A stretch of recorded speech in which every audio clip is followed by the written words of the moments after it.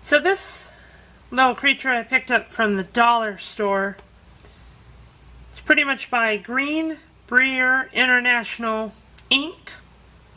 They're from Chesapeake, Virginia.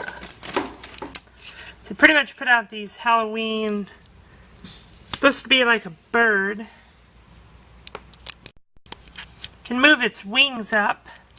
So it can move its arms and its head and mouth. So about 4 points of articulation for this little statue guy. I happen to be a big fan of birds, so even though this is grim, this is definitely a cool little Halloween. Look at those eyes. Like one of the eyes is gone, but then the other's all black. It's like deteriorating. Tail's pretty much gone.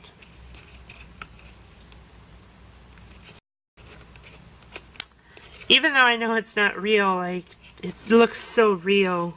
So realistic. So, definitely a fan of these little decorations like this. So yeah, overall, it's a pretty scary little figure. Or little statue, decoration, whatever you call it.